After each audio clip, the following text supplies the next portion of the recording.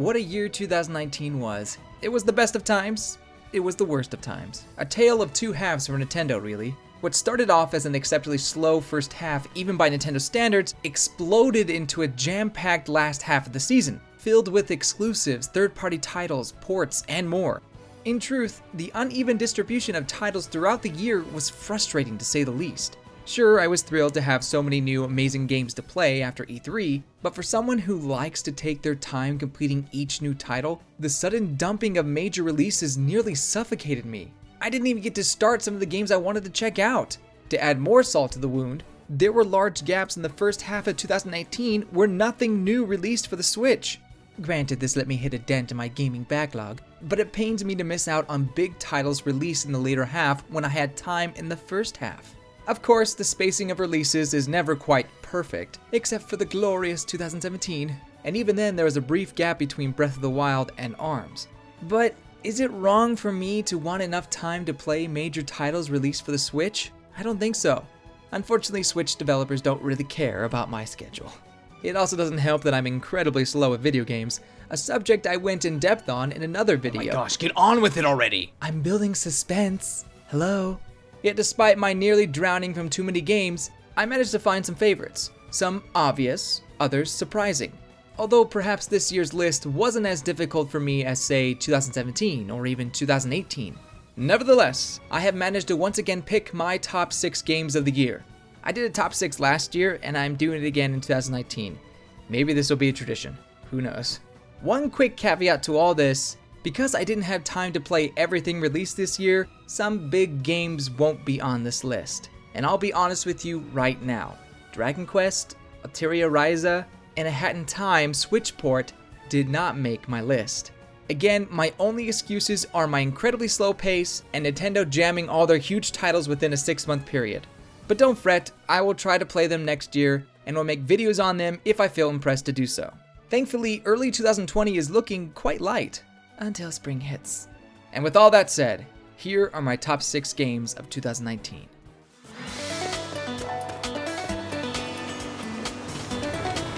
Nintendo creates projects at what I like to call a my-pace mentality. While other companies are focusing on next-gen solid-state drives, Nintendo releases a bigger PSP.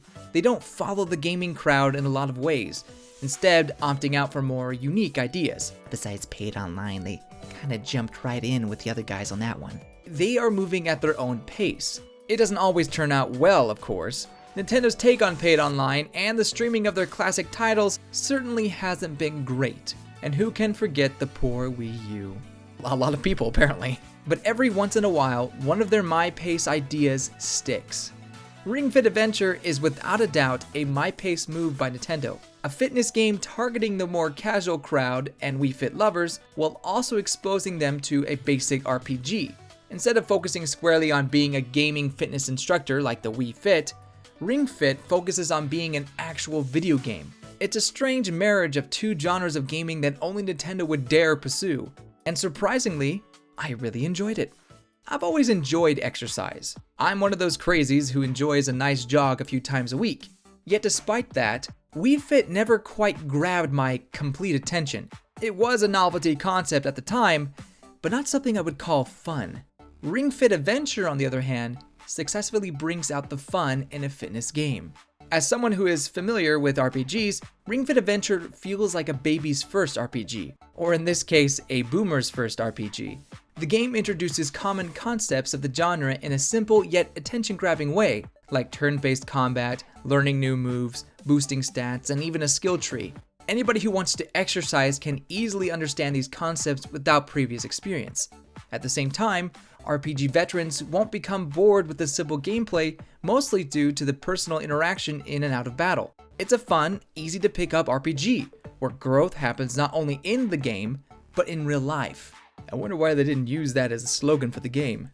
I was a wimpy little shy guy before Ring Fit Adventure, but after just 2 months of crushing it in the virtual world, I'm now a buff guy and all the ladies love me. So order yours and sculpt your godlike body today. You want every muscle in your body to burn? Get Ring Fit Adventure. It will kick your butt so hard, you'll feel the burn in your glutes for days, weeks. I still feel the burn, and it feels so good. Make no mistake, Ring Fit Adventure will make you sweat, with your muscles screaming in agony during longer sessions. If you're looking for your next killer exercise, you'll find it here. That said, it's not devoted to the hardcore bodybuilders or the weirdos who like CrossFit. Hey, you want to join my CrossFit gym? Yeah, we CrossFit like chickens. Because only chickens know how to CrossFit fitly. It's very much made to be played within the comforts of your ability. You can adjust the difficulty to fit your needs, whether a nice stroll or a tough challenge. In the end, it's simply a way for you to relieve stress and exercise at your pace. When coupled with a controlled diet, losing weight is possible, or at the very least, a healthier body. Confession time. I haven't been as consistent with my training as you might think. In truth, I'm more of a flab guy than a buff guy after 2 months. I was going pretty strong the first week, but then a cold hit, video deadlines reared their ugly heads, and other video games came to party. Next thing I knew, I had only played Adventure Mode 18 times in the last 2 months. Frankly, I'm disappointed. But Ring Fit Adventure didn't care. As soon as I opened the game, it welcomed me back without even mentioning it had been over a week since I last squatted. Thanks, Ring Fit. You're a real friend. At least someone understands I'm a busy human being and doesn't try to fat shame me. Gameplay aside, Ring Fit Adventure places you in a colorful, creative world that makes running in place enjoyable. The sights and sounds are vibrant, the music catchy, the environment's lively. Sometimes I wish I could just go for a long jog in one of these areas, just to take in the beautiful scenery. Are we sure this isn't the Breath of the Wild spin-off game? And with items, obstacles, and enemies to interact with, the worlds are never stale or boring. There is some repetition in level designs here and there, but I was surprised with how many new ideas I came across. If you want not only a good fitness game, but an enjoyable RPG, I highly recommend Ring Fit Adventure. Just be prepared to sweat and burn. Also, some of the enemies are so adorable. Can I keep this yoga mat as a pet? Please?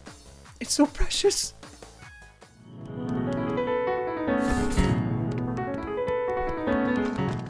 I hate geese. Yeah, I hate geese too. No, I hate geese. A burning, passionate hatred for geese. They are one of the rudest, vilest, evilest creatures on the planet, second only to humans. Geese will rob you, harm you, harass you, poop everywhere, all for their enjoyment. And have you seen the mouth of a goose? It's horrifying. So naturally, I was excited to play as my mortal enemy in Untitled Goose Game. That makes no sense. As the ancient Chinese saying goes, to know your enemy, you must become your enemy. To know the goose, you must become the goose. I am Goose! Untitled Goose Game's true appeal is its simple absurdity. You are a goose. Not a goose with special powers or a tragic backstory or the ancient descendant of a dark lord. Just a goose. A normal goose on a mission. Terrorize the locals as you check off a to-do list in order to reach your final goal. I won't say what the final goal is in case you want to find out for yourself. No game to my knowledge has ever placed the player in the webbed feet of a real-life goose before. Its behavior, movements, and action perfectly mirror the feathered demons to a T, oddly making the game more believable and relatable. The goose waddles, ducks, runs, bites, T-poses for dominance. The only thing the Gooseinator can't do is fly. And poop. They're saving those for the sequel. Now, having complete access to the powers of a mythical demon wouldn't mean much if the world where which it reigns was uninteresting. But thankfully, the little untitled town is a treat to interact with. Completing your devil achievements for the area is like solving an interactive puzzle. Some tasks require a fair bit of thinking and planning, exploiting NPC patterns in order to steal their items. But I also found myself goofing off with whatever I could find, even if it wasn't on my degenerate to-do list, just to see if I could do it. Let's just say I spent longer messing with the child than I should have. Frankly, it's not a perfect game, and there are a few, lack of a better word, glitches that you might stumble upon from time to time. However, it never takes away from your secret mission. Rather, it adds to the already hilarious scenario. I'm not saying glitches like this should stay, but I am saying even the glitches are enjoyable. Honestly, the only negative I have for this simple devilish delight of an adventure is the short playtime. it'll only take between 5 to 10 hours to complete the main Goose campaign, leaving you with deep regret for binging it in one night. There is, however, a post-game, with even more devious actions for your little demon to complete. To be fair, I haven't finished everything on that post-game list, but I imagine your play time for 100%ing Untitled Goose Game will be much higher. That said, I scrolled through the list and found tasks I had already completed just from goofing off. Part of me wishes those moments would have been magically crossed off the list, like a secret accomplishment. Knowing there are hidden requirements would have made exploring the world even more worthwhile and buffed up the main playthrough a little more. Still, that's more of a nitpick for a great creative puzzle game. Thanks to Untitled Goose Game, I shall conquer my mortal enemy at last. Work together toward a prosperous future. Among them, you'll encounter new Pokemon. Who would have guessed at the beginning of the year that the first mainline console Pokemon game would become the most controversial entry ever? Which is made even more funny when Let's Go was considered the most controversial title just 1 year ago.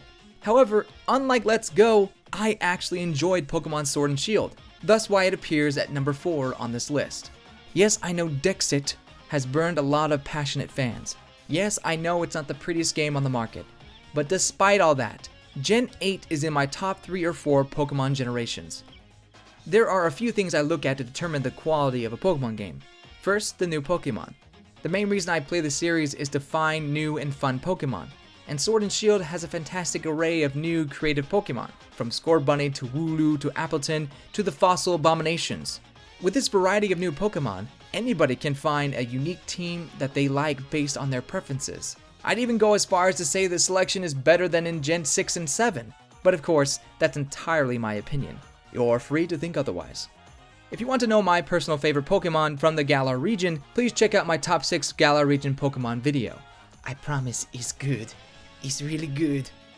Second is the region. The region helps sets the tone for the game and to an extent the story.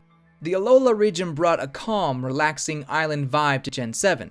Kalos in Gen 6 was our first step into the European region, with a bit of focus on French and European history. So how does the Galar region compare to the others? Personally, I think it accurately represents the UK in the Pokemon universe.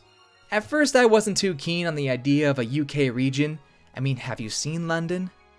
Sorry Londoners, I didn't mean to offend all of you, but it's the truth. But after exploring the Galar region, I think the UK was a great choice. The towns are beautifully designed, if not a little small, clearly designed after cities in the UK.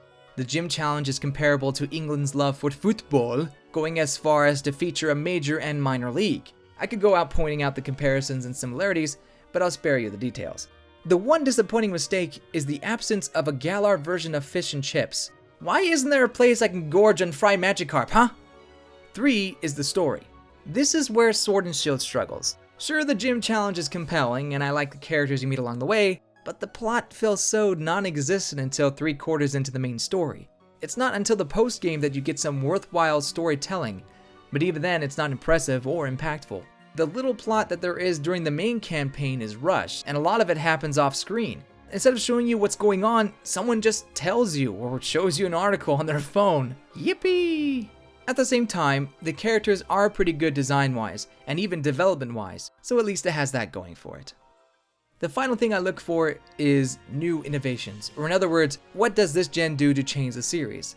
Obviously, the biggest change is the wild area, a feature fans have been dreaming about for years. Finally, you can explore an area filled with Pokemon roaming the overworld, all while having complete control of the camera.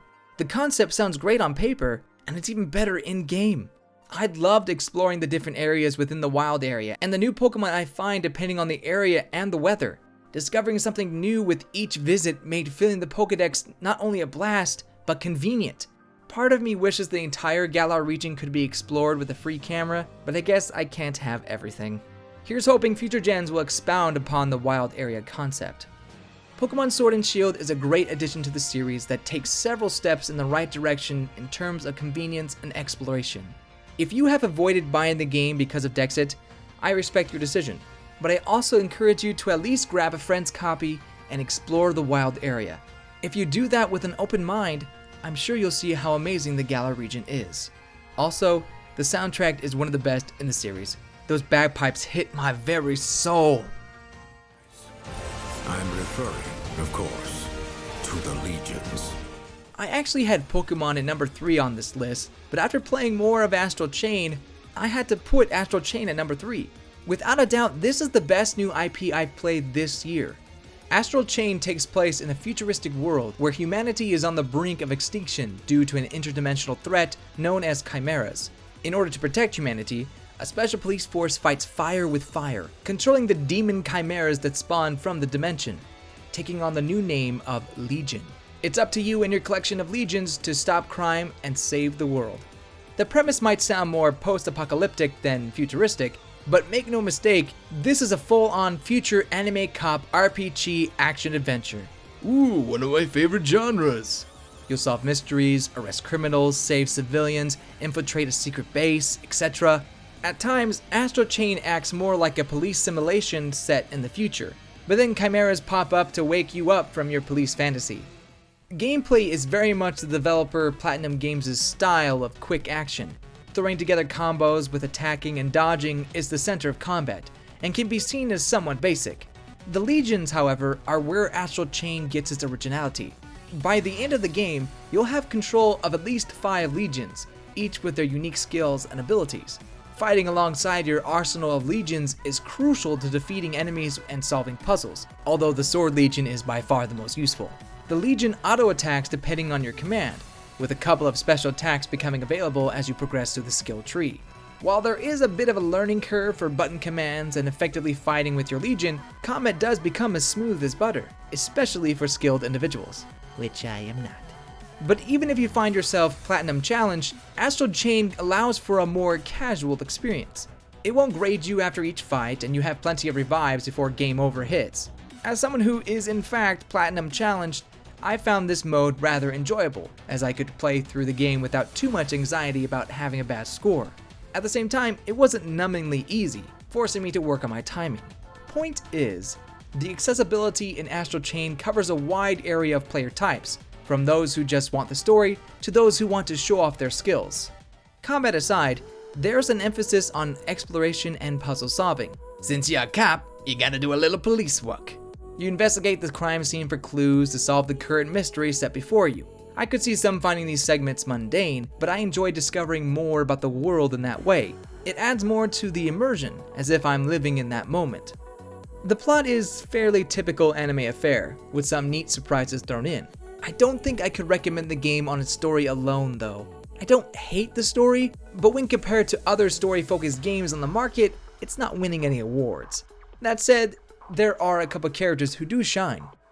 Akira, your twin and opposite gender depending on your own, has a fairly important role in the overarching story. Their character progression is one of the more investing parts of Astral Chain's story, as you can see certain emotions as they process various events.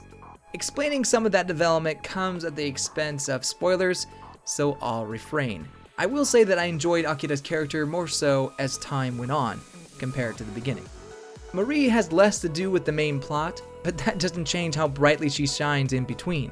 Most of the time she's mopping the same spot on the floor at the police headquarters, but her commentary and mysterious connection to Lappy, the police force's official mascot, always puts a smile on my face. Yeah, I wish there was more to her character, but as far as cute comedic relief characters go, she's a keeper. Astral Chain's greatness comes as a whole package, not necessarily its individual parts.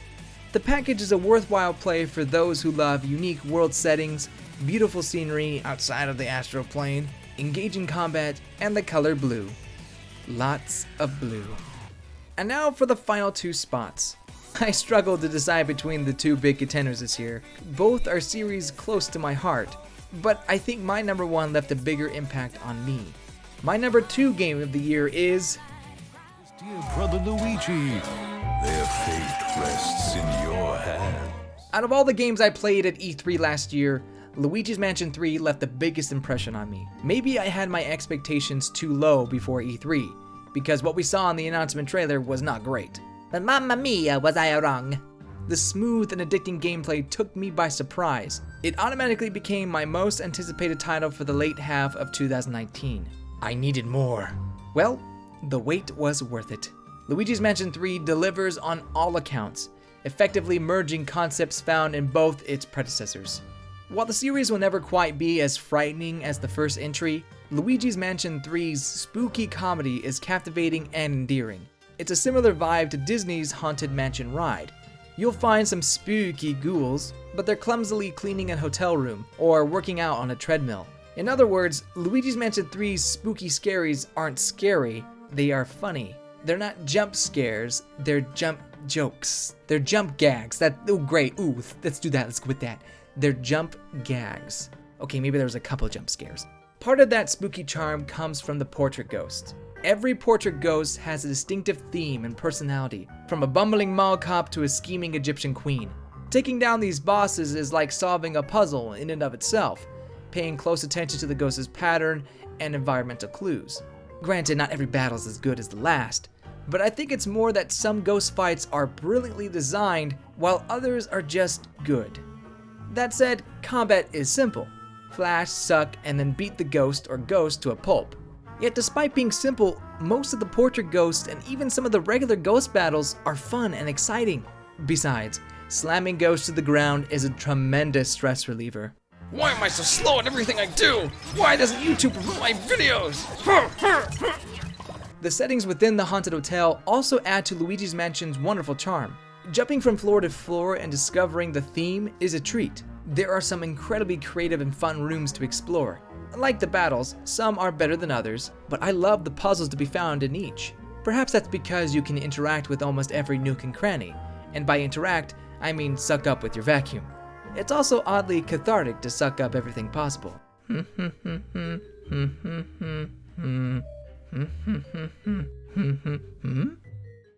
Oh, mamma mia, it's so beautiful.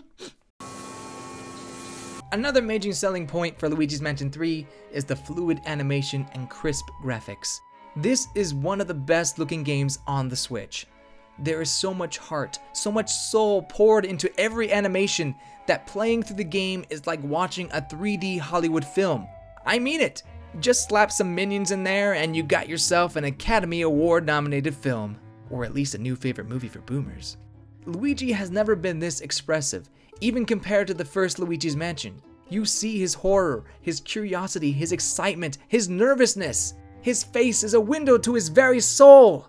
Having that clear portrayal of his emotions brings so much life and comedy to the game. It kind of makes it a shame that Charles Martinet sounds like he's getting too old to voice the characters like he used to. Luigi just doesn't have the same fear in his voice. He almost sounds like a different character. Ah well, it's not that big of a deal. Charles Martinet still delivers a good performance. Just a small nitpick, I guess. Luigi's Mansion 3 is without a doubt one of the best games this year. Next Level Games went above and beyond with creating a fun and hilarious adventure for Luigi. Do yourself a favor, play Luigi's Mansion 3. And now for my 2019 Game of the Year. I think this might surprise you. Oh, I doubt that. That's how we win! My teacher. Oh wow, big surprise. Who could have saw that coming? Ooh. Okay, so maybe it wasn't hard to figure out. But Luigi's Mansion 3 did give it a run for its money. But after taking time to think about which game left a bigger impact on me, I had to go with Three Houses. And it's not because I made a lot of videos on it, although that does help. In truth, Fire Emblem is one of my favorite series. The strategic gameplay and fantastic characters keeps me engaged for hours. Few things compare to squeezing through a tough spot or taking down a particular difficult boss. For those moments and more, I love Fire Emblem. However, there were a few complaints I had with the series that I've explained in detail in previous videos. Upon nearing the release, I started worrying that maybe Three Houses would fail to meet expectations. Seems to be a common worry I have with games. I guess I just doubt my own hype. Thanks Sothis, that wasn't the case. Three Houses improves tremendously on almost every aspect of Fire Emblem, from the gameplay to the cast, while still remaining as addicting as ever. Does it have its issues? Yes, very much so. However, the positives greatly outweigh the negatives in this case. Gameplay-wise, each story mission presents a reasonable challenge that requires a bit of thought before moving. You have to consider who has what weapon, what skills they have, and what enemies are on the field. Understanding your unit's strengths and weaknesses makes Three Houses one of the deepest combat systems in the series, even without the weapon triangle. In fact, I thought combat was much improved with the triangle's absence. A character's strength is not based on their weapon, but how you teach them, how they grow. In this way, your party becomes more customizable than ever before. You are proactively training your future army. Speaking of your future army, the cast is another strength of Three Houses. You know your party members on a personal level like never before. These characters are not arbitrary stereotypes. They behave in the way they do based on personal experiences. Sure, you might call some students cliché, but there's more to them than just a single characteristic. If you choose to listen to their support conversations and talk with them while you roam the monastery, you'll discover that depth and find your perfect waifu. What did you say? Nothing? Nothing? Additionally, free roaming the monastery is another improvement for the series. It's not the first to implement an overworld of sorts, but it is by far the best. It's similar to the impact of Sword and Shield's wild area, albeit on a smaller scale. Exploring the monastery provides an excellent breather from the intense battles. Again, talking to students lets you learn more about them and the world of Foldland. Plus, you can piece together some juicy plot points from talking to everyone. I enjoyed this overworld so much that I hope they implement and expound upon it in future entries. I can confidently say Fire Emblem Three Houses is my favorite game of 2019. The series' return to home consoles was a rousing success, and I hope Intelligent Systems continues to improve the series with future remakes and new titles. If you want to know more about my thoughts on the positives and the negatives of this game, please check out my Three Houses review. But let's get real for a second here. Three Houses' greatest accomplishment is the sweet cinnamon bun Mercedes. We must protect that smile at all cost. And so ends my Game of the Year list. Now that it's all said and done, I'll remember 2019 as the tale of two halves. The first half eagerly waiting for the new games, and the second half enjoying game after game after game. While I wouldn't call 2019 as amazing as 2017, there were a lot of series-defining games and creative new IPs to be found. That's all I can really ask for, right? As we look ahead in 2020, the list of confirmed games is a bit sparse for Nintendo. But who knows what Nintendo magic or My Pace move they have around the corner. For all we know, Breath of the Wild 2 could be out come this holiday season. Don't get your hopes up. For now, we have Tokyo Mirage Sessions this month and Animal Crossing in March to keep us excited and busy. Oh, and Xenoblade Chronicles Definitive Edition 2020 Game of the Year, without a doubt, it's over. As soon as Xenoblade hits, the competition is done. Nice try, everyone. See you in 2021. Bye-bye. Thanks for playing. Thank you for watching. Do you agree with my list? What were your favorite Nintendo games of 2019? Let me know in the comments below. Forgive me for releasing this in 2020 and not 2019, but that's how the cookie crumbles sometimes. I wish I was faster, and I will try to be moving forward, although don't expect my next project anytime soon.